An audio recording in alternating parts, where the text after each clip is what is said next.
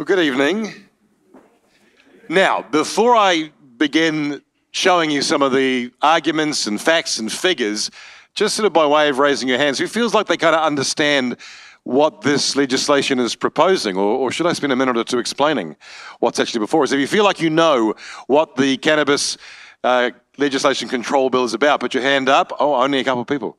Would it be okay if I borrowed two minutes then just to explain, just quickly, what's before us?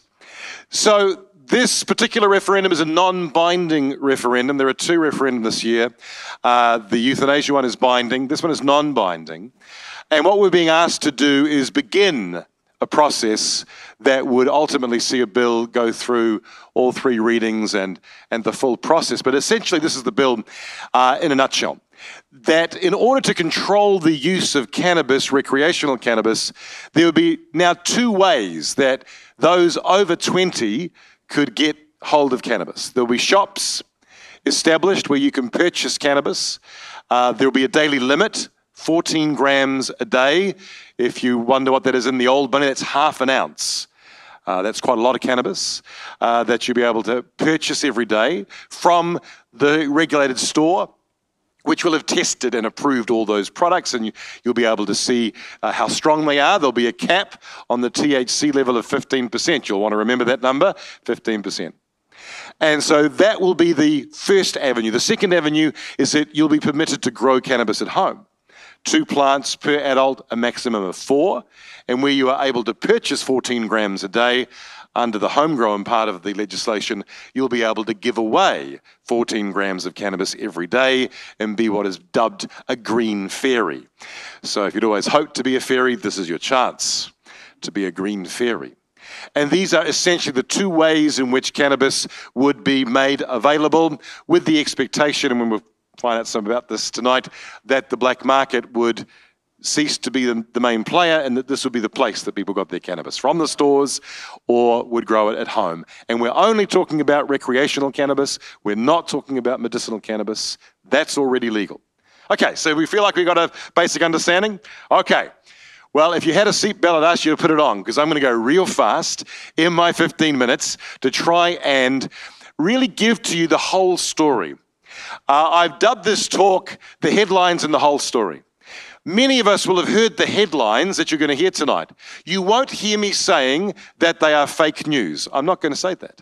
What I am going to say is that they're not the whole story. And so I'm going to endeavor very quickly to clue you into some of the other parts of the story that you don't often hear when you hear that headline mentioned.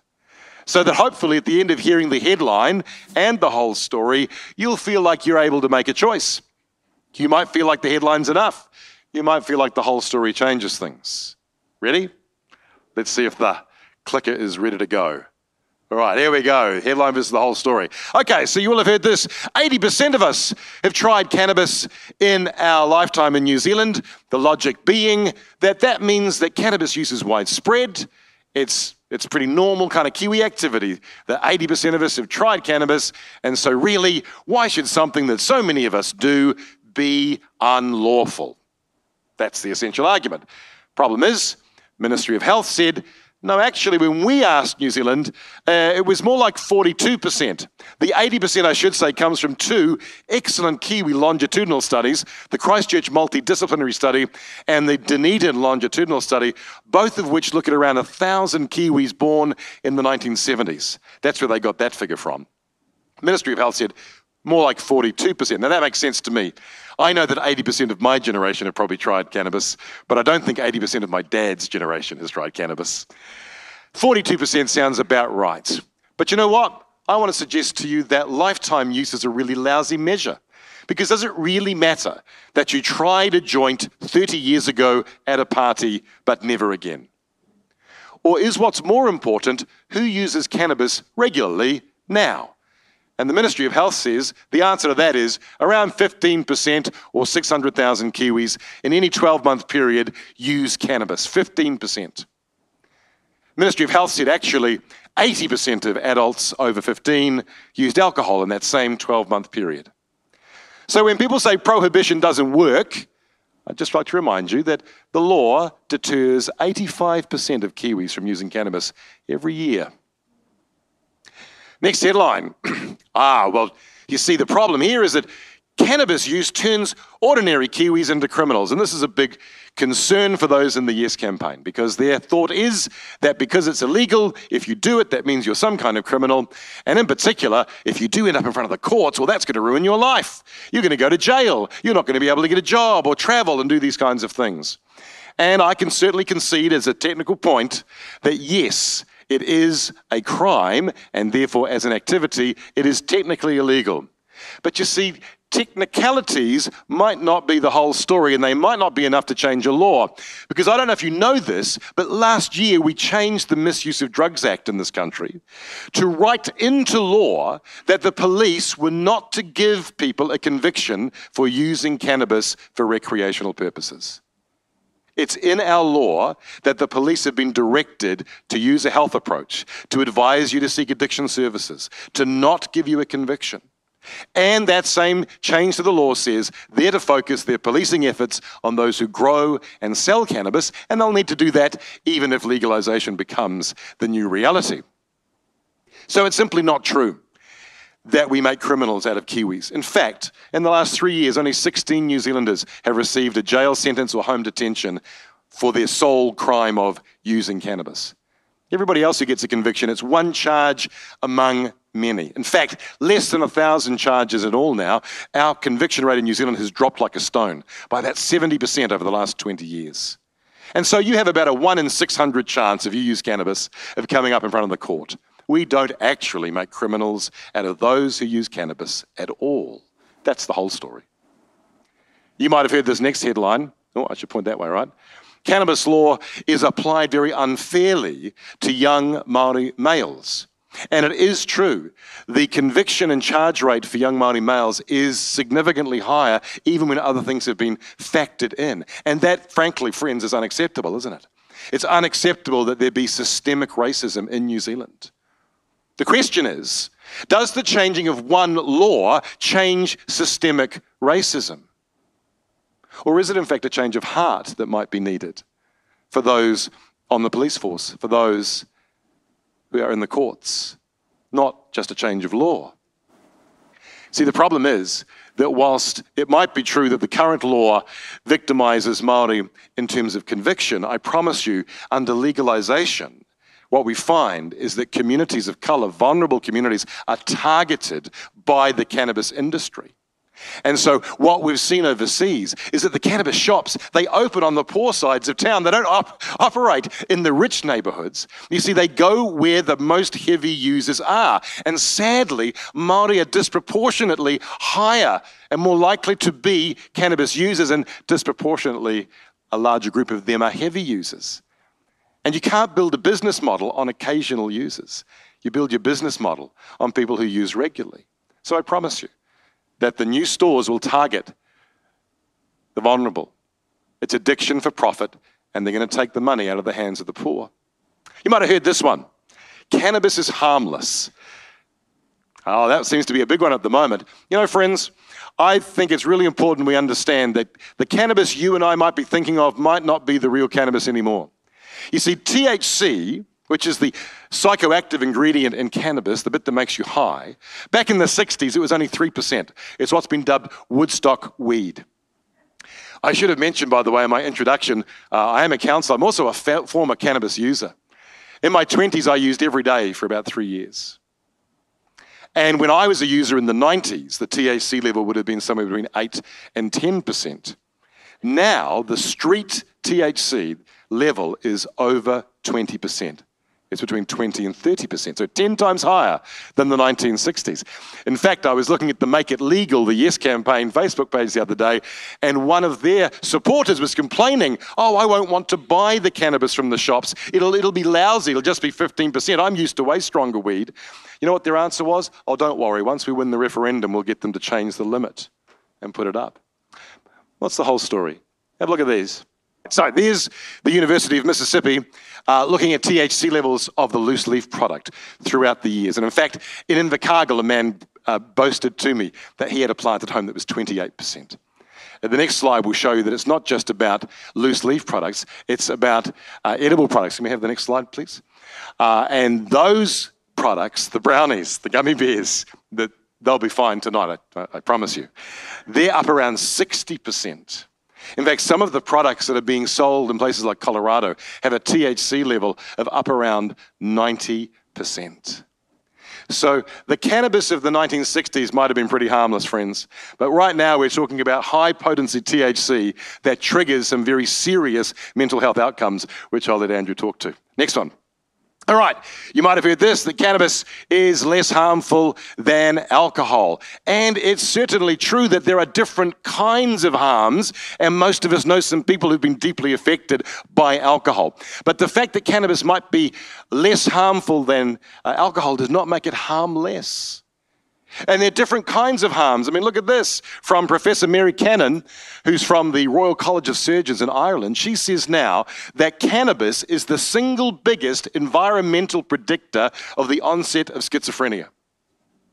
It's the single biggest environmental factor in psychotic disorder. And I think you and I would agree that it's dangerous to hold up regulated legal alcohol as an example of what works, because we know it really isn't working very well at all. And the problem is this: it's very difficult to regulate because of the fact that they have a lobby group, several lobbies in fact, protecting their financial interests. And friends, if cannabis is legal, I promise you there'll be lobby groups set up to protect the profits of the cannabis industry as well. All right, next headline. Cannabis is safe for those over 25 years old.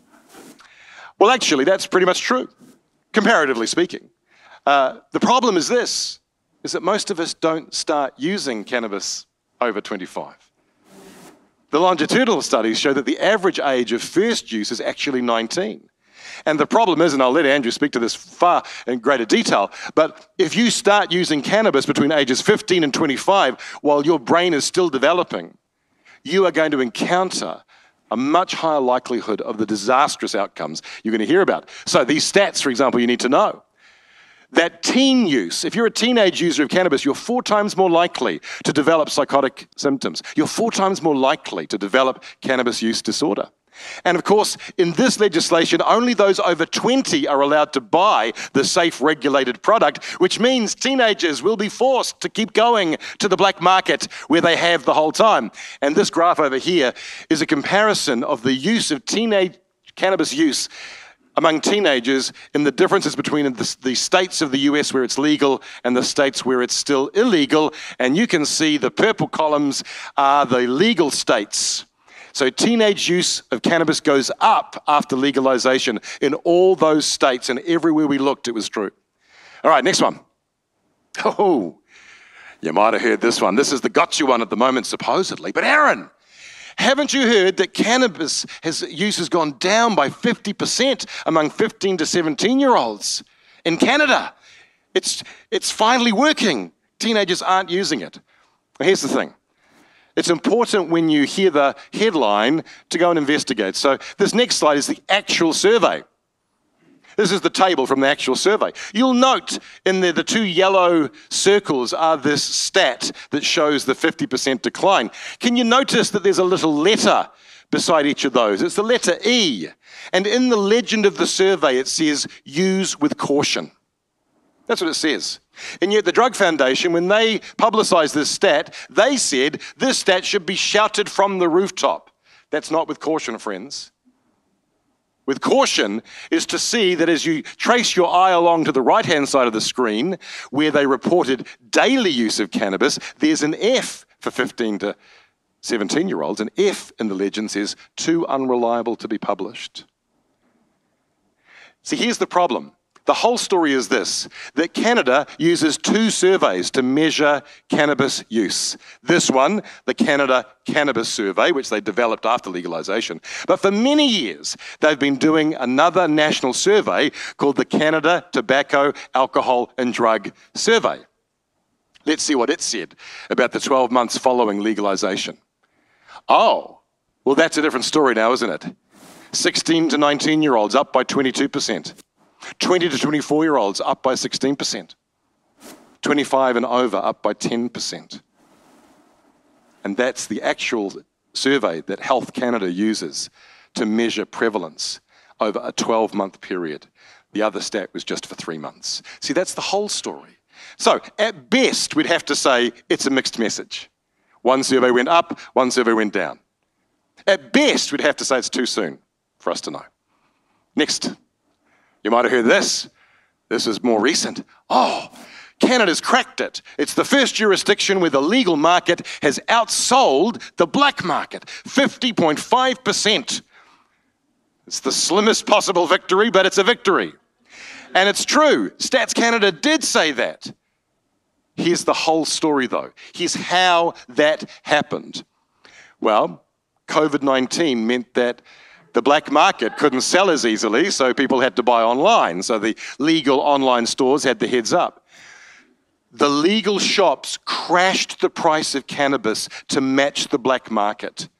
In Canada, legal weed is $10 a gram and black market weed is $5.90. And during COVID, they started selling $6 value packs. And they sold more cannabis than in the history of Canada. And this is how you beat the black market. Next slide. By posting multi-million-dollar losses. Kronos lost $35 million in that quarter. Organigram lost $100 million in that quarter. Friends, let me ask you, who's going under first? The black market or the legal market? See, that's the whole story. Yeah, they won, they beat the black market, but they had to make a loss, a terrible, significant loss to do it. You see, Stats Canada says only 29% of Canadian cannabis users get all of their cannabis from legal supply. 71% still get some or all of it from the black market. And everywhere we've looked, the black market remains strong. In Colorado, in California, in Uruguay, it's still around 70% of the sale. Next headline, getting close. Legalization will generate tax income to fund health and education. Now we're getting really current, because this was just this week when Andrew Little was forced to release the Bill report. Now the yes side is saying, it's $1 billion worth of tax. It's $330 million in GST alone. And some of us had dollar signs in our eyes when we read those numbers. But did you read the whole story? Because here's what people said. Well, let's just have a look. This is what we know about raising tax money for cannabis, is that for every dollar of tax money you raise, you create $4.50 of social harm. Okay, so you can raise a lot of money, but you cause a lot of harm to do it. You have to make addicts to fix them. And so hear this, the logic of this referendum is this. We want to raise tax money by selling cannabis to adults so that we can fund programs to teach teenagers not to do what the adults are doing. That's the logic of raising the tax money. Next slide says, yeah, we were promised though, it's on our terms, we won't be like the Americans. Well, this is what we saw in America and Colorado, where it showed that there are more than twice as many cannabis shops than all of the McDonald's and Starbucks combined. And we were told it won't be like this in New Zealand, it won't be like this at all, not at all. So we couldn't help. I spent most of, I think, Thursday night, whenever it was, late, making a graph to look like what the Burl report just told us. You see, Burl then said, next slide please, this will be New Zealand. 419 cannabis stores, more than McDonald's, Burger King and KFC combined. 125 cannabis shops in Auckland. 14 cannabis shops here in Hamilton. A $2.5 billion industry. Generating more money than alcohol for just 15% of Kiwis. All right, next one. And we're in the home stretch. Legalization will increase access to medical cannabis. So I won't dwell on this because I know Andrew's going to pick up on this, but let's be clear that medicinal cannabis is already legal, but it's very poor law. So I don't understand, friends, why did the government make medicinal cannabis legal but price it out of the hands of the sick and suffering? Well, the answer was they had an agenda, because then they could use this law to fix that law. You know what, friends? Let's vote no, and that will force them to fix that law. It's already legal, and the New Zealand Medical Association opposes this referendum. Our doctors are not advocating for this law to go through. They're very concerned about the homegrown part of this. They want to point out that you don't smoke your medicine and you don't grow your medicine. And finally, the whole story then. Let's have a look. Here's the whole story. Cannabis is more potent than ever. In places where it's legal, use goes up in total and among teenagers. It's about recreational. The black market's not going away, and the vulnerable will be targeted. That, friends, is the whole story. And I appreciate your patience in listening to it all. Thank you very much.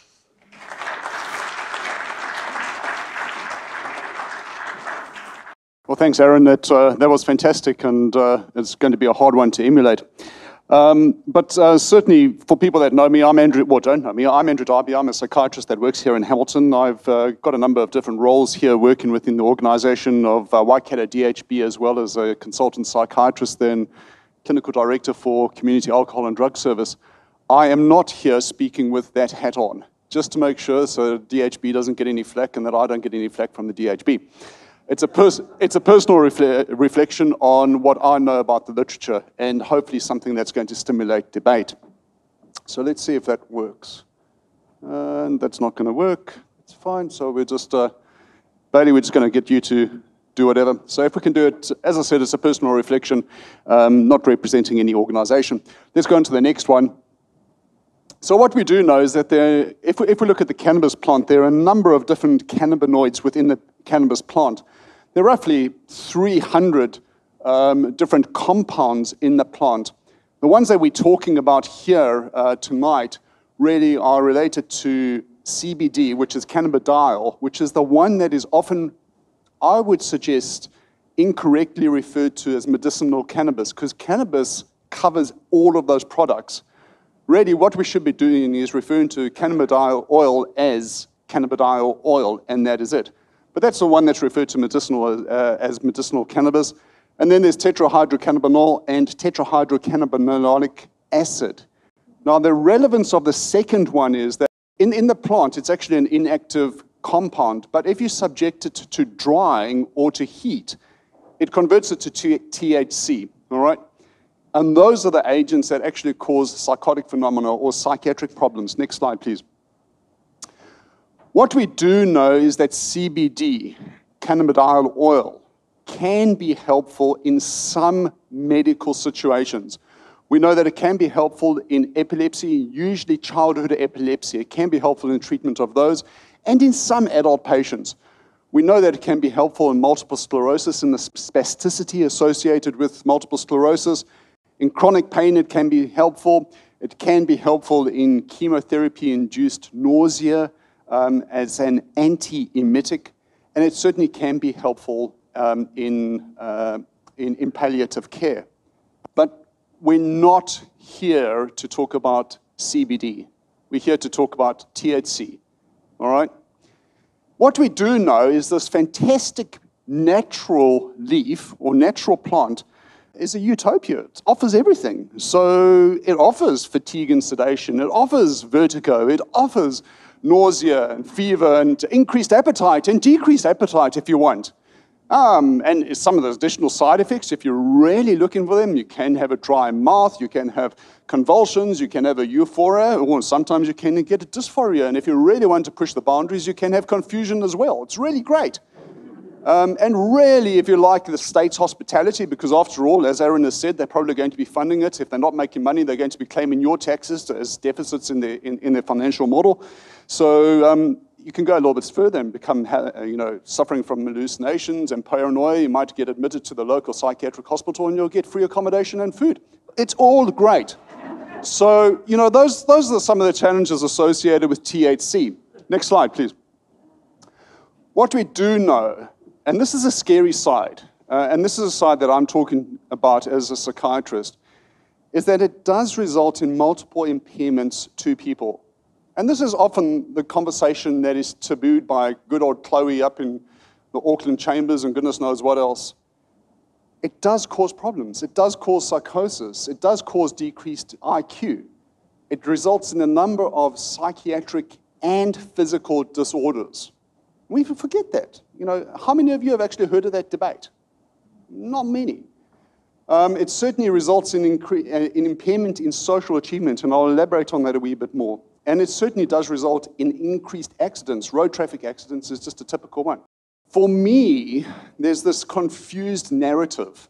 If you go to the Herald, if you go to any one of the local newspapers, you'll hear them talking about medicinal cannabis all the time, cannabinol oil. And typical, saved my son's life. Well, it's not cannabis that saved your son's life. It's an ingredient in there. It's one of over 100 cannabinoids which is there. It's only one agent which helped your child, with all due respect, Cage Thomas. If you look at all of those sort of narratives, again, that is not cannabidiol oil, all right? That's weed. So there's a confused narrative that we are getting from the media showing us cannabis wrapped up, ready to smoke, inhale, versus what is actually medicinal substance from the cannabis plant. As Aaron has already said, 80% of people in the Dunedin and Christchurch studies have tried it. But that's a very distorted sample. Very distorted sample. Most of you, I'm assuming, drove here tonight. Yeah, there are one or two youngsters. I'm assuming that all of you have got a driver's license. Yeah? How many of you have ever sped? Or let's put it this way, how many, if you can raise a hand, have never sped? Okay. So by definition, because all of you have sped on the roadways, well, I think we should increase the speed limit to 120 or 140 because everyone does that. I mean, that's the logic, right? That is the logic that they're using. Because everyone does it, so we need to just bring it on. You know, it doesn't matter whether you get hit by a car, hit by a bus, it's the same result. Anyway,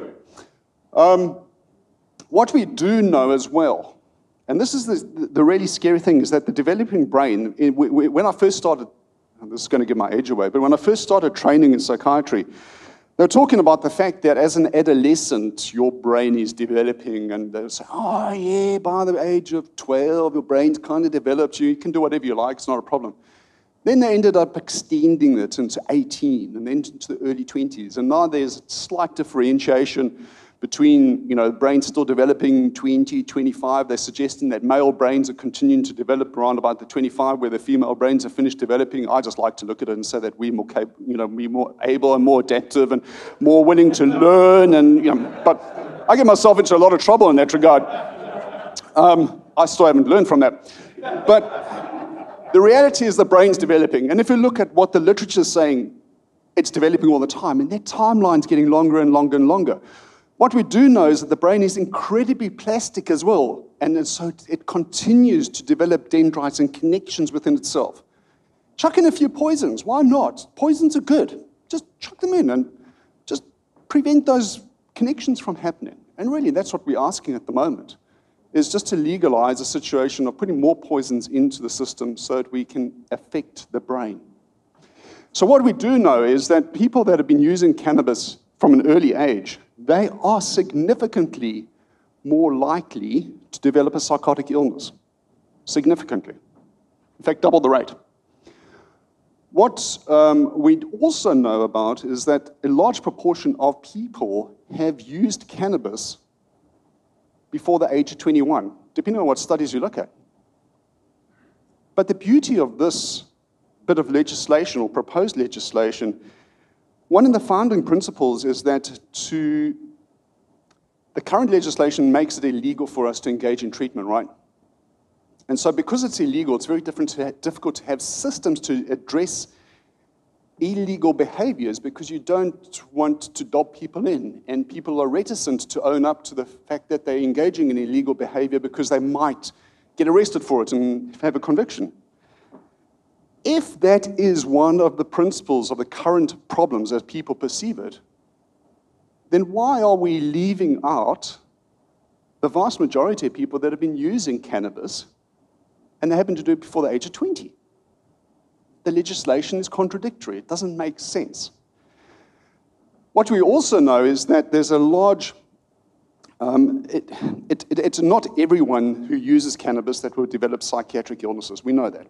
It's people that have a genetic predisposition, and some of the studies are suggesting that up to 25% of the population or people that are using cannabis might have a predisposition to developing a psychotic illness when using it. What we do know is that there's a dose relationship between the amount of cannabis that people use and the strength of cannabis that's currently utilized. It does affect the person's ability, their cognitive capacity. What do we also know is it affects the respiratory system. It results in impaired lung function. There's some suggestion that actually, even though people stop using cannabis, their respiratory impairment remains thereafter. So it's not necessarily reversible. There's been some contradictory evidence in that regard. What we do know is that gum disease, periodontal disease, is significantly more prevalent in people that are utilizing cannabis. What we also know is that it impairs the educational achievement and employment history and employability of people as well. We know that. People drop out of school far earlier. They tend not to go on and study and achieve diplomas or degrees. Their employment history is not that which one would expect of the non-abusing cohorts. And certainly there are a number of significant social outcomes which are negative. Criminal convictions, relationship difficulties, driving difficulties. It's there. So I don't know how many of you have seen, cannabis plants or, what we'd be talking about. And certainly the legislation is suggesting that any 20-year-old would have the capability or would be allowed under this proposed legislation to have 2 plants for themselves to grow at home, provided it's in a private place, provided the public can't get to it, for your own recreational use. And in fact, if you're in a household of a few adults, you're allowed 4 plants there. Well, those are cannabis plants as well. All right? Those are cannabis plants as well. All right? So you're allowed 4 of those. Just go into the next slide. So as you can see, you can have a hedge of the cannabis plants. All right? And you can be a green fairy day and night, as long as you can go in 14 ounces of stuff. Here we go, boys. Beautiful, isn't it? It's got a nice flower. So theoretically, you're only allowed 14 grams on you to give out and deal with. But if you're harvesting it recreationally and having it at home, you can smoke as long as you like. Those are rough equivalents of other forms of cannabis products that you might be able to get. We were talking about brownies earlier on. And I have it on good word that they aren't laced with any wacky-backy. But even that's more dangerous because you don't know the amount of products. Aaron's already talked about the fact that you can get really high-potency cannabis coming through, or cannabinoids coming through in there. And the problem is people end up saying, oh, this is a fantastic brownie, and waiting. Oh, now I'm getting no effect. Oh, well, let's have another brownie. Because the absorptions are quite a bit slower. But when it does hit you, it hits you. And those are the issues where people end up presenting into hospital with cannabis overdoses because they haven't been able to tailor the effects of the cannabis on their system. So, I'm not going to go through all of those at the moment. I've probably been prattling on for 15 minutes as well. There are a lot of things which I can refer to a little bit later on, Brian. But it's one of those things where let's have a discussion, let's have questions, and we'll refer to some of the issues with regards to the Act when and if required. Is that okay? Cool, thanks. I'm Rowan. I will be the one asking the questions, and there are quite a few that we've put together so far. So these are our initial questions. I'll use them if we need to pad out some time, but the amount so far I think will be all right. All right. So, you guys good to go? We'll do about 10 minutes here and then we'll have a break for some of those very nice brownies. And gummy bears. Ooh. All right. I would like to ask, this is a question for both, There is an argument legalising cannabis would reduce equality in Māori and PI, young adults who are overrepresented in the penal system. For minor misdemeanours such as holding cannabis, this is usually due to systematic bias against the group, and they thought that they're likely to move past it to a worst crime in the future. Pākehā young adults found with the same amount of cannabis are frequently given either a warning or discharged without conviction, as it would harm their future career prospects. Is this an answer to, is the answer to really decriminalising cannabis, therefore saying no one is wrong for having small amounts on their person, or is it to ensure that all people are treated equally in the justice system if found breaking the law? Well, I hope that you remember that we addressed a little bit of that in the answer before. I do want to make a distinction. We often, for shortcut, will say Māori and PI as a run-on sentence. We shouldn't in this instance. We probably shouldn't ever, but certainly not on this issue. PI use of cannabis is much lower than Māori. They're very different groups. But certainly the problems are predominantly around Māori. So one of the issues that you'll hear talked about is the 95% recidivism rate of those who have a cannabis conviction. And we have a 50% recidivism rate of all convictions in this country. So that's a justice problem in general.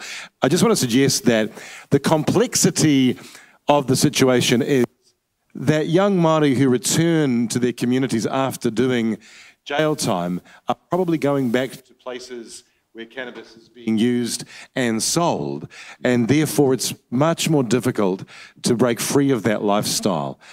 It's also true that the police, they know their community. They know who they've seen for the 5th time, the 10th time. They know that you've got 14 grams on you, but actually it's quite well known that you stand outside that cafe in order to distribute. I think we need to give our police some credit that often that conviction rate is connected to an awareness that there's more of a story here than simply the bullet point that a Māori person got a conviction. Yeah, just following on from that, I have very real concerns about what is actually happening in the drug and alcohol world, but specifically with regards to cannabis, in the sense that it is clearly a problem that does need to be addressed for a number of people. There's absolutely no doubt about that. I'm not convinced that with the proposed change in legislation, that's going to solve that problem. It is far more complex than just a simple new act. Far more complex. What we do know, is, and certainly there's been robust studies, is that the use of cannabis, one direction, it's not multi-directional, it's one direction, results in significant impairment in the social functioning of that person. This is on average, obviously, in studies.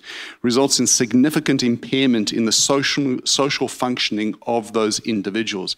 Decreased educational, decreased vocational performance, increased convictions, increased offending, increased exposure to other substances as well. They talk about the gateway to other substances. We know that. It results in that. And we need to figure out a way of solving those sort of problems. What really troubles me in this whole debate that we've been hearing is the need to decriminalize.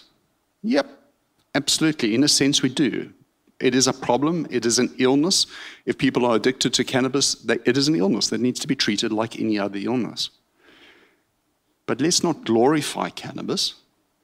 And let's talk about the consequences and the difficulties of cannabis, which actually, to date, I haven't heard much in this discussion, in the debate nationally. I haven't heard about the negative consequences. I've heard about all the wonderful, glorious medicinal benefits that creates a fantastic utopia. So that's a real deficit. So on the one hand, as a clinician, I'm wrestling with the issue of how do we decriminalize and not persecute a person who's got a problem? But equally so, dealing with the challenges of society which predispose people to utilizing cannabis. I deal with people time in and time out that have started cannabis use from an early age of 10, 11, 12, because that's what happens within their society. Now, you can change the legislation, and that's still going to happen within the society. You know, that's the reality. And so how do we end up changing society with a new outlook and a new predisposition of what do we want to do, as opposed to having a law that is supposed to going to fix it when it's not? Cool. More of a clarification, this one. Could the bill be purely medicinal? We already have a dedicated law for that purpose. That law needs to be fixed. It's clearly broken. The sick and suffering are saying all the time, I cannot afford this product. There are not many products available. Although, and Andrew will speak to this, from a clinician's point of view, it seems also that a lot of the benefits medicinally are being overstated. And I've seen some websites that sell medicinal products overseas with a list of things it promises to cure, immediately evoke the image of the snake oil salesman in the 1800s standing at the back of the horse cart promising that this little thing will cure everything. I think we do need to understand better what cannabis or CBD particularly can do to help people. And perhaps the law has been a barrier to research. So there are a couple of things there, and it's certainly from a scientific perspective, when we do studies, we always look at the Gaussian curve and say in 97th percentile. Are people familiar with the Gaussian curve? It's a bell curve, really, and so you do studies and you say, well, within this parameter, which is bell-shaped, this is the likely scenario for 97% of people that utilize it, right? And then there's always going to be the outliers on either side of the bell curve. And those are people, and this was fantastic, it did this for me, or that was fantastic, it did that for Johnny. There will always be outliers, all right? One of the problems that we have is that it's not related to the Medicinal Act or anything like that. It's actually related to Pharmac, all right? Because we already have CBD. I, as a doctor, can prescribe CBD. Can. If I feel it's medically appropriate. I've had people that have already asked me for it, and it's the reasons for it. Can I have some? No. Oh. What's the problem? Many problems. Right. But it's one of those situations that, if a person had chronic pain and they and they'd been refracted to a number of treatments, maybe it's worthwhile trying, right? And just using that as an example, I am aware of some people that have found it really beneficial, but it costs them an arm and a leg. That's got nothing to do with legislation. That's got everything to do with Pharmac, all right?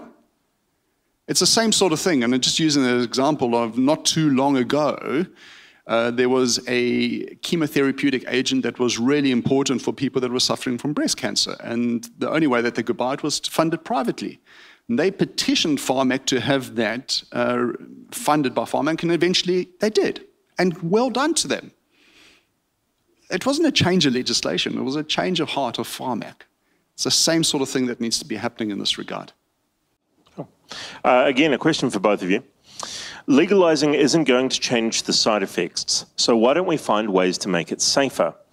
If the effects of cannabis are so bad anyway, why don't we legalise to bring the issues more to the fore and offer more mental health services to those people most affected? A couple of weeks ago, I got to interview Professor Bertha Madras at Harvard University, and she told me something I've heard a lot in the last few months in this role about cannabis. She told me something I'd never heard. She said, Aaron, do you know that THC, the part that makes you high, is a pesticide? I'm like, what? He says, yeah, it exists in the plant to deter animals from eating it. It's designed to make animals feel sick, so they'll leave the plant alone so it can prosper. It's a poison that we have become accustomed to. This idea of the safe cannabis, I suspect, is something of an oxymoron. But even if it were so, the horse has bolted, because those who use are using products that have an average THC between 20 and 30%. And that means if they use the safer, low-strength product, it will not have the kinds of effects that they're used to. They won't enjoy it anywhere near as much. And in Canada, the government cannabis has been dubbed ditchweed. Just picking up on Aaron's point there as well. You remember when we had synthetic cannabis that came in and how many people were utilizing synthetic cannabis and just the potency of that and the ill effects of that. It was just absolutely disaster for the community and certainly for psychiatric services because people were just horribly unwell on that. So if you end up increasing the potency of cannabis, which has happened with time, we are going to be looking at more disastrous experiences. The other thing is, part of this bill is that provide it in a legal way so that we can regulate it and everyone's going to be compliant and they're going to go to a specific dealer and buy it from that specific dealer and it's going to get rid of the black market. I don't know what they've been smoking. Obviously quite potent. But there again, they're allowing for people to grow their own plants. I mean, are you going to grow a plant that's only got 15%? Are you going to grow a plant that's got 30%? I know what, if I was doing that, I'd know what I'd be buying or planting. So how are you going to regulate a home environment? Are you going to go around there and test the plants? Well, there's no scope within the legislation to say that you can or you can't grow a plant that has a certain potency. It's just not there. It just says plants. So there's that situation. I'm digressing though. What was the original question though? Harmless, low strength. Oh yeah. So there isn't really a harmless, low strength alternative. You know, in the years gone by, they used to use arsenic for various things, and they found that it was toxic. We tend not to use that anymore. Same sort of thing with regard to weed. THC. It is not particularly beneficial. I think what we do need to do, we're not going to be able to change the compound and get rid of the compound. What we do need to do is a harm reduction preventative strategy within society. We need to be empowering our communities to be able to say, no, thank you, I don't want the stuff. And that needs to happen in every single community. Whether it's Maori, whether it's Pacific Island, whether it's Pakeha, whatever the situation, we need to be empowering. We need to be starting early. And that it's that educational program that needs to be happening. I don't see that happening. Admittedly, I'm not all over the place, but I don't see it necessarily happening in schools. I don't see it happening in sports arenas. I don't see it happening in maraes. You know, that's the environment that we do need to influence and change. So this was the purpose of the Act. So they talk about exercising controls of the availability of cannabis in New Zealand by deterring the illegal supply of cannabis. And for me, I actually just put there, that's a big fail. Because they're not going to be able to control your recreational use at home. That's the reality. You can grow a forest if you want. The situation, as we've already heard, is not going to change the black market. What we did know is that when they outlawed synthetic cannabis here in New Zealand, we tried that. That was fantastic. It was a beautiful experience. The black market took over, right? And so the reality is if you end up having a certain price in the supply chain of the legal market, the black market's just going to decrease it. They can do things a lot cheaper than us. Raising public awareness of health risks associated with cannabis use, I'd say that's a fail as well, because at the moment, all I've been hearing in the media is a glorification of cannabis. Okay? And if they are if they're setting out in the way that they actually want to finish, they're going about it the wrong way, if that is what they're wanting to achieve, which they haven't done at the moment. Protecting the health and well-being of New Zealanders, particularly young people, through restricting the access to cannabis and associated with cannabis use. Well, they're supposedly doing that already with the current legislation, and according to them, it's not working, but they're still making it illegal for people 20 years and younger. So what's changed? The approach has not changed. And so the argument is just inherently flawed in that regard. A big fail from me. Improving access to health and social services and unfunded supports for those who require assistance to address issues with cannabis use. Well, hopefully that is achieved, but I haven't seen anything of that happening at the moment. Providing access to legal and quality control. Yeah, that probably will provide access to that. But if a person can get 30% on the street and only getting 15% in the legal supply chain, Well, 30% probably for a cheaper price. Where are you going to go? Probably get it from the street. Limiting the public visibility of an exposure to cannabis use in New Zealand. Well, yes, in the sense that the shops that are going to be doing it, they're only allowed to have a token or picture or leaf in the shop window. They're not allowed to have placards or anything like that saying, here's a wacky-backy shop or anything like that. But it's the thin edge of the wedge. And the reality is it's out there already. So for me, that's a bit of a fail. Placing controls on potency and content of licensed cannabis, yeah, they can control it as much as they like. But they can't control the black market, so the legislation is not going to help in that regard. Provided for limited growing of cannabis for personal use with regulated environment, that's a big fail, as we've already discussed. And ensuring that responses to contraventions of the Act are proportionate, encouraging compliance, and incorporate focus on reducing overall harms. Well, the amendment that happened last year was supposed to do that. It's not the Act that needs to necessarily change to achieve that goal. It's a systemic issue that needs to change with the way people interact with other people and what we do from the cradle to the grave that needs to change. Anyway, there's a few thoughts. All right. Back to our questions. Now, bear in mind that these questions, I'm going to try and get to everyone's question. We have a lot of them. The questions I'm dealing with now came in over an hour ago. So, yeah, we'll get there, but... All right, a question for both of you. How can the government guarantee the purity of the stuff that could be sold, and how are sales monitored? What we do know is that in the supply chain, there's going to be huge compliance costs and regulation systems in play. And what that will do is particularly have an economic effect in that for the seller, the producer, and rather the grower, the producer and the seller, of a $20 gram of cannabis will each earn 90 cents. So that tells you how many costs are going to be in other places. There's no money to be made really per gram. You have to sell a lot of the stuff to make a lot of money.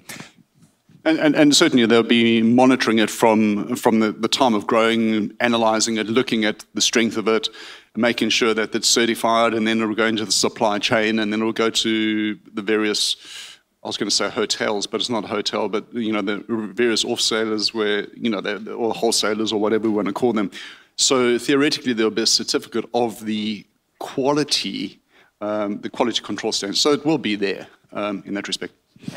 Quick question for Aaron. In regards to being able to grow 2 cannabis bushes per adult, should the process begin and pass, at what age is one considered an adult in regards to growing, 18 or 20? 20 is the legal age under this legislation for all parts of it. Dr. Benedict Fisher has recently co-authored a piece for the New Zealand Medical Journal in which he described that age limit as arbitrary. He said if it were going to be a health-based age limit, it would be 25.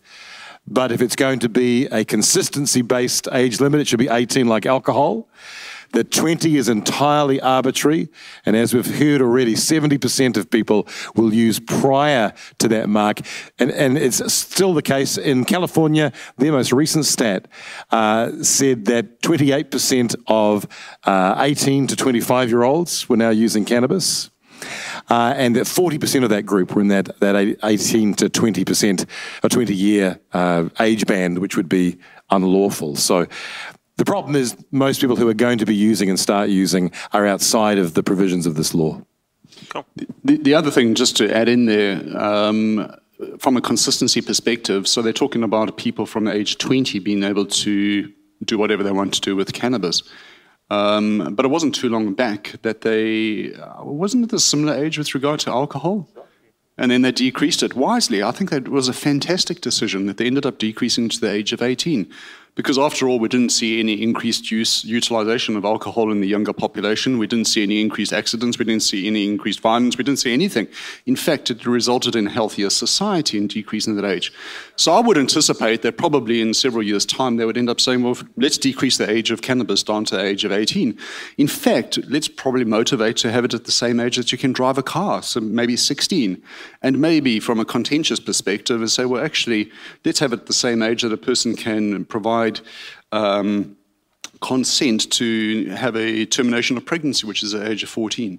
So let's have some consistency in the approach. Sorry, I'm being facetious. And just slightly, it's all right. We're going to get a run of questions for Aaron because we're just coming up to when he was starting his talk in terms of the questions. So, Aaron, is the government going to profit from having cannabis outlet on every street corner? There's a difference between will they raise money, certainly through the sale of cannabis through the legal stores. Will that be profitable? Not according to the Centennial Institute in Colorado, $4.50 of social harm for every dollar in tax revenue generated. All right, and having just said we're going to have a run of questions for Aaron, this is for both of you.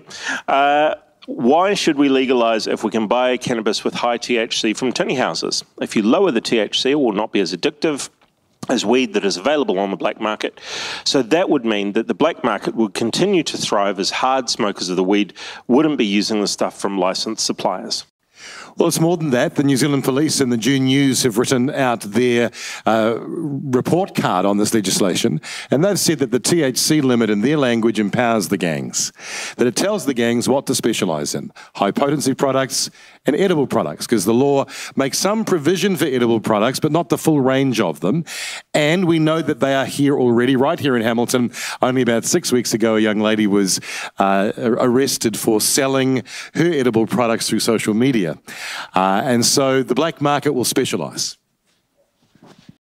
All right, and in relation to cannabis being illegal right now, and your statistics show the amount of people using what is going to change when you still keep it illegal and buy from tinny houses and just have a lower THC option, would you think that that would change, or do you think that the buyers will continue going to their suppliers? Canada's found that only 29% of people were willing to give up the black market entirely.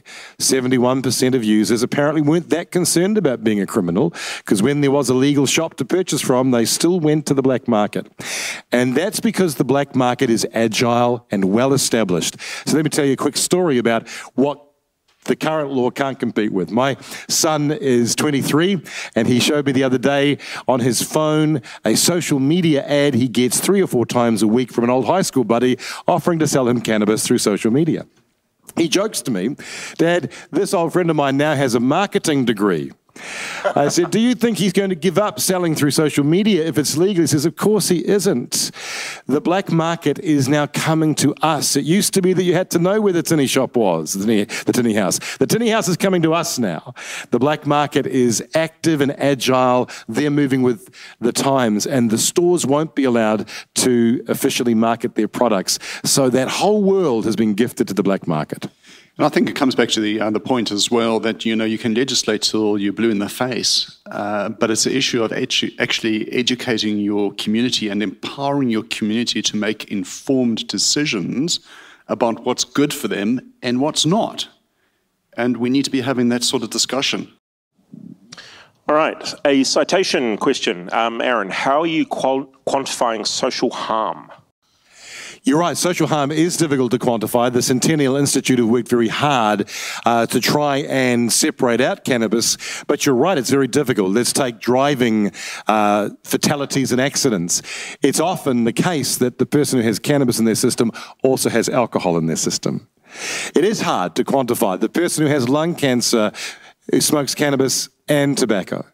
So yes, there's some real challenges separating out the particular harms that relate to cannabis. But they worked very hard to try and factor those multiple appearances of other things and accommodate those in their stats. Just the other thing with regard to the Dunedin and the Christchurch studies, they looked at the confounding variables related to social disadvantage. And they took out, or they were able to, from a statistic perspective, take out all those confounding variables. And despite that, there was still a significant disadvantage, social disadvantage, to people that were smoking cannabis. Education perspective, employment perspective, family violence, family disputes, etc., etc. So they can, from a statistic perspective, do that confounding analysis. Cool. For Aaron, I heard a stat recently that claimed that when weed was legalised overseas, they saw a large increase straight away, but a considerable decrease over a few months. How true is this? What is true is that the increases are often relatively small in some places. So, for example, in the legal states of America, the overall increase is sometimes around the 3.5% mark. So not a huge amount in one go. But again, over a period of time, 3.5% increase time after time after time is a real problem. In Canada, which will be the stat that's being alluded to, 646,000 people tried cannabis for the first time in the year following legalization. And that was double the number of first-time users that they normally saw. But there was that sense that that might be a bit of a honeymoon. But in places like Uruguay, their population stat went from 5% population use to 22%. And so sometimes the results are significant and sometimes they are slow. But what is true is that it's always up and never down. And Burl has said that in this country, if legalised, 14% will become 18% population use very quickly. Another qualification one. Where does the $4.50 of social harm for every $1 of tax figure come from? And how would you describe the social harm cost? Well, you can find that for yourself. You can go to saynotodope.org.nz. There are briefing pages that have that. That's the Centennial Institute in Colorado. What is interesting is that social harm is a very broad thing, and I think oftentimes we are focused very much on the very clear harms, hospitalizations, emergency room visits, and they go up. That's a significant problem. And social harm can be more elusive because there are the sense of the things that could have happened in people's lives that didn't. The jobs they never applied for, the education they never pursued, the dream they never attempted. And so social harm is both very specific clinical measures, but also is a narrative of a different kind of life that people experience because of the use. I think the other aspect is what's the impact on other members of society. So, you know, if you just look at the impact of let's say a person that falls psychotic and ends up having an enduring mental illness, what's the impact on their family? And how does it change the dynamics there? Perhaps their parents end up having to be carers for them. Maybe their parents have to end up, one of them giving up the job, or, you know, moving from one place to the next, or, you know, so the imposition on the other members of society, those are all those are all costs associated with a substance. All right. Someone asked where the weed was. It was in the 5 brownies. I hope you got one. In terms of edibles, this is for both of you, would businesses be required to disclose the quantity of the weed in those products? All of the products will be very clearly labelled. But what again is more difficult to think about is whether you purchase your 14 grams or grow your 14 grams, you can extract the oil from it and create high potency products. So even though you bought 15% THC from the shop, by the time you got home, put it through a butane process to extract the oil and turn it into wax, suddenly you're talking about a THC in the 80s or 90s. Because you have gotten rid of the plant and you're just left with the THC. Yeah, so once it's out of the supply, you can do whatever you like with it. And there's no controls over that at all. And that's certainly one of the problems. The other thing with regard to consumables, in the legislation, they're talking about, I can't remember the right word, but it's effectively safe places where you can go and consume.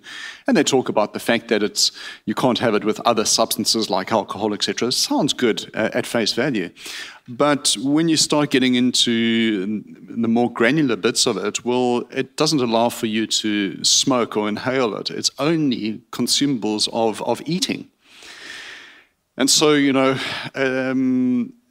it doesn't allow for much control. And the problem, as I alluded to earlier as well, is that if you're looking at overdoses or significant side effects related to cannabis, it's more in the eating component because you don't get the effect all that quickly, and so you can get overdoses. Can I tell you my edible story? I don't know, let me chew on that. Oh, nice. So I wasn't used to edibles as a cannabis user in my 20s. A friend brought over a tray of brownies, and just like Andrew played out the scenario, I ate a piece. Nothing happened after 20 minutes.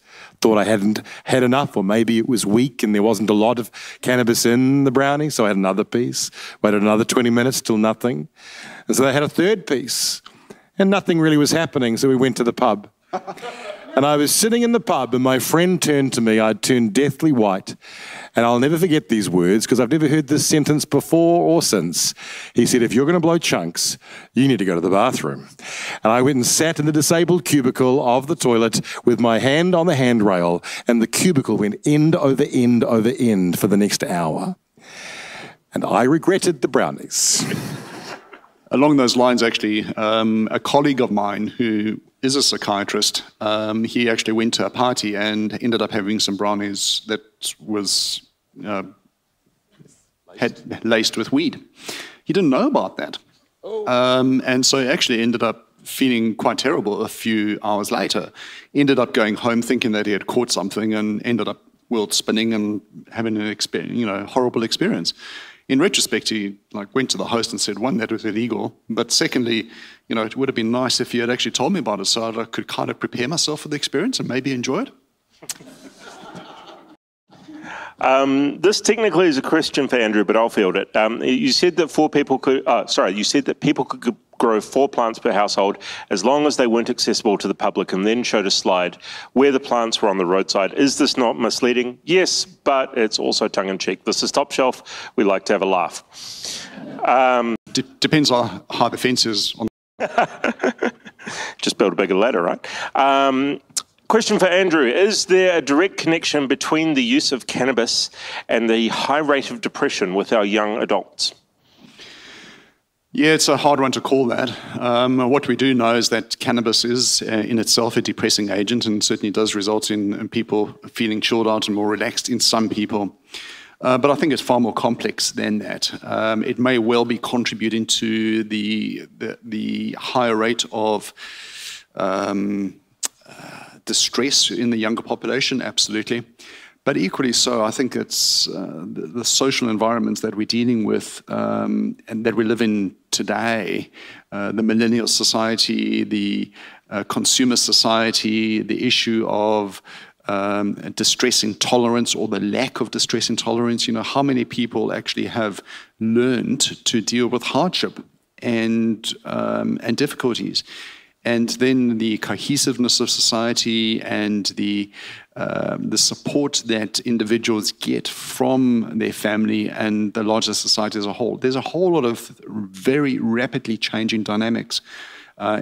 So to say it's just cannabis, I would be doing it a disservice. It may well be a contributing factor, but man alive, there are a lot of contributing factors that we need to address.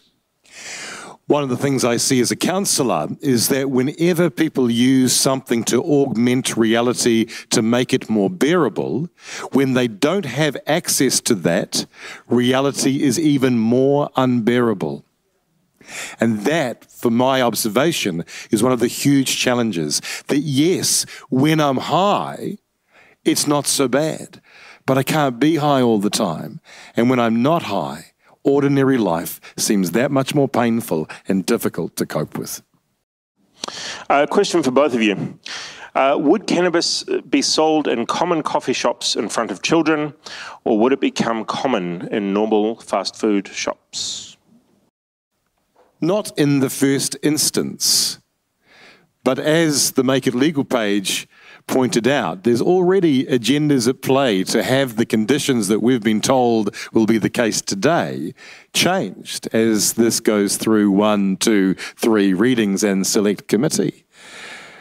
So I don't know, do you trust the politicians to make sure that it's only this law that makes it to the end reading? Well, I think, and there again, for me, I really worry that it's the thin edge of the wedge. In the sense that if you look at the way that things have changed for alcohol, and despite what the majority of society actually wanted with regard to the drinking age, it still decreased because politicians, in their wisdom, knew what was best for us. Sorry, you can laugh. But it's one of those situations, it's only the beginning of a journey. And even if it goes through a select committee, and even if it is in a slightly different form, there's nothing to stop it there being an amendment to it in 3 years' time. It has to be reviewed in 5 years' time, according to the Act in any case. So there's nothing to mean that an amendment in 5 years' time and then in another 5 years. And so I would imagine in time you will see quite a different act. Speaking of that process, would either of you, or both of you, support decriminalisation as opposed to legalising cannabis? So tonight I represent Smart Approaches to Marijuana, which is a group of 25 different organisations. So because that's the hat with which I'm wearing, I have to say that our collective of groups has a mixed attitude towards decriminalisation. What we would all want to point towards is the change to the Misuse of Drugs Act has given us a form of decriminalisation by instructing our police not to convict people simply for smoking a joint. And my very best friend is a senior police officer, area commander level. And he told me recently when we were talking about this, he said, Aaron, if one of my 200 officers arrested anybody and the only thing they were doing was smoking a joint, there'd be a please explain meeting in my office, because that's against the rules. I mean, you know, I think that answers the question already. I think there needs to be, as I alluded to earlier on, for people that are dependent upon cannabis, we need to have a health approach to them that supports them to overcome that and to deal with the issues that are causing them to smoke it or to utilize it. I don't think we should be persecuting them. We should be helping them out of love and kindness and a sense of unity. What does worry me is that starts getting blurred as well, in the sense of, well, what about the person that's actually dealing in illicit substances? And on the one hand, you know, you do need to be able to discipline the people that are doing wrong, yet helping the people that have no choice but have got hooked in this vicious cycle of being caught up in a really difficult, disastrous sort of habit. How do we get the whole story out there into the mainstream media so that the full side effects of cannabis are being discussed?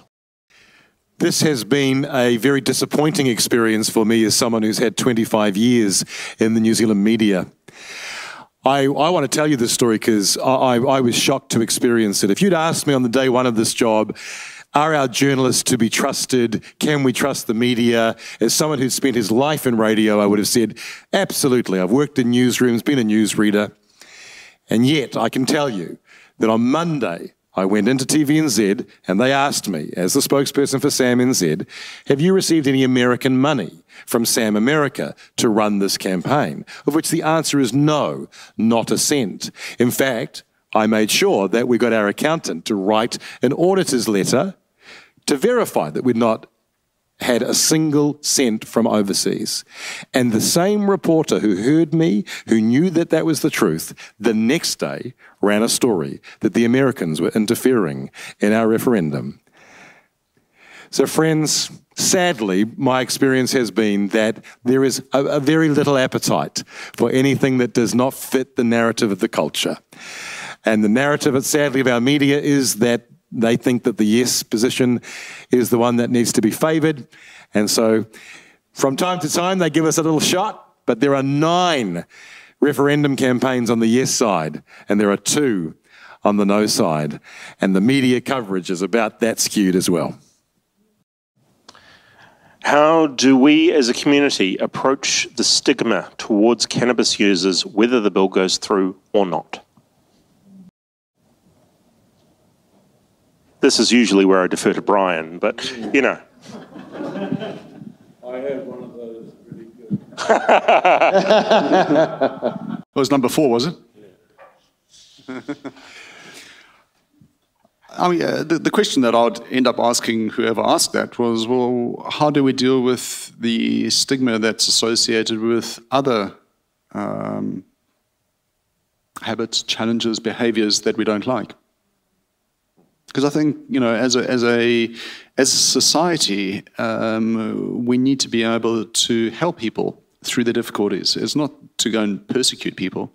It's to love them and walk the journey with them. So if a person, let's just say, was suffering, it was an alcoholic and the stigma associated with that, how would we help that person? Maybe that's a good example of how we would help a person with cannabis or any other substance use disorder.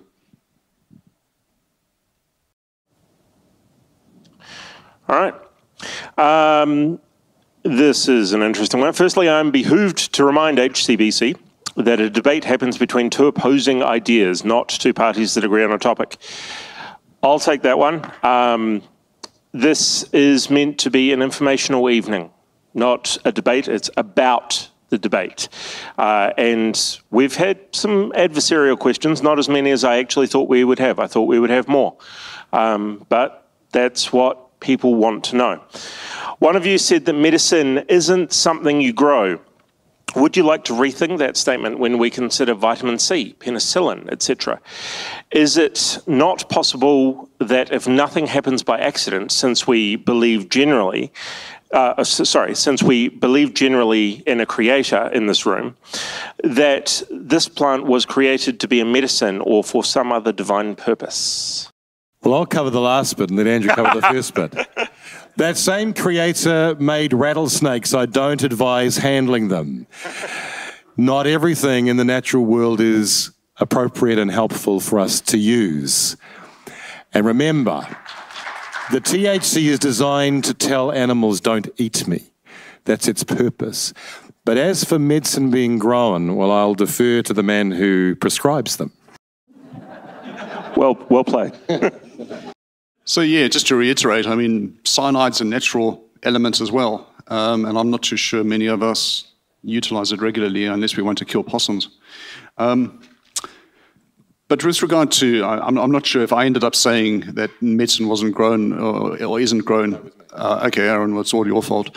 I'll leave it at that. I mean, of course. I mean, I think that was a bit of a humorous statement, really.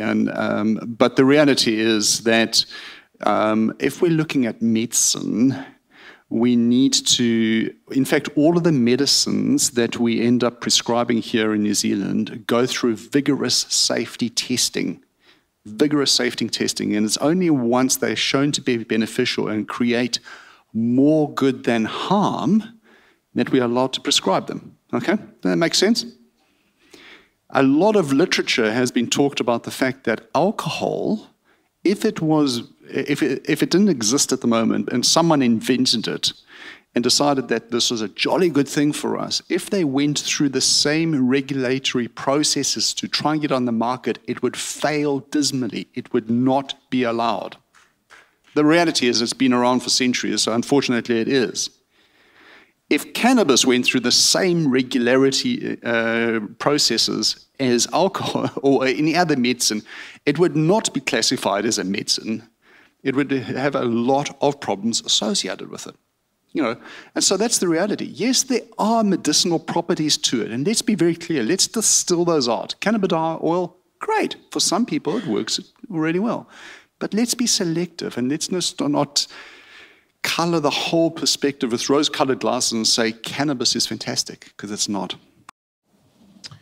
Andrew, can cannabis affect driving and work? Is there any law that expands on this problem? Yes. So in answer to the first question, of course it can.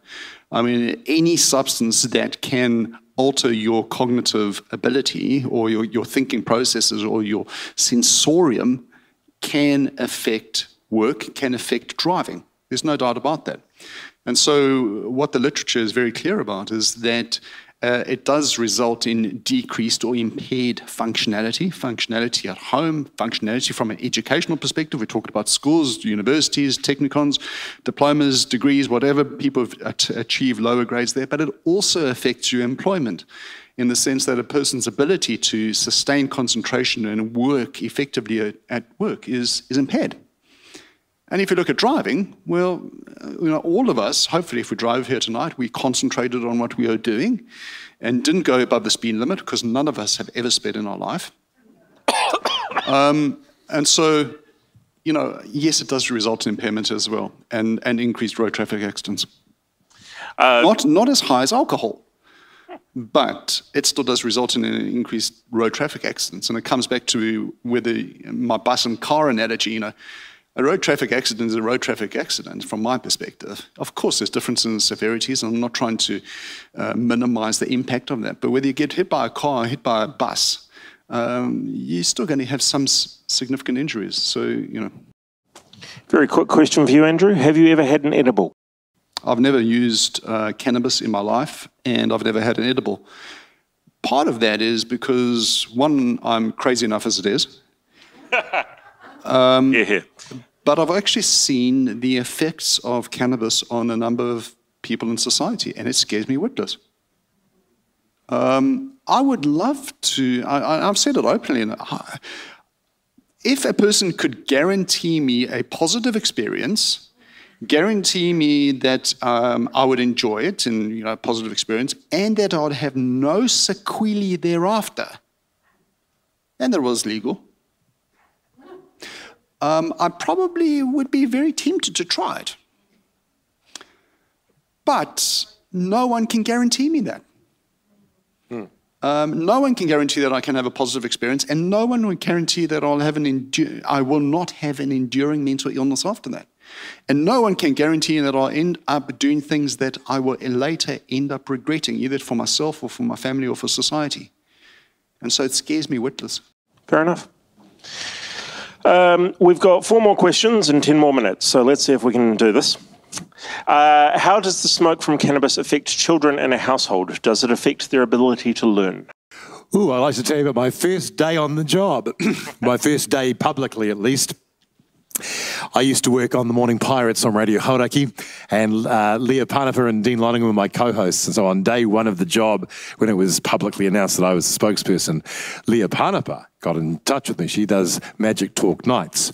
She didn't actually know that I was a daily cannabis user while we worked together. So she asked me all of that live on air, which is kind of weird. Good fun. And in the moments that followed, people rung in. And one of the ladies who rung in was a teacher.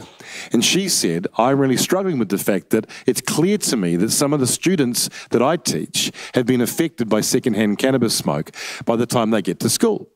Well, Leah agreed with this, but then there was a caller a few moments later, a man who sells medicinal cannabis, who said, this is not possible, secondhand cannabis smoke is not a thing.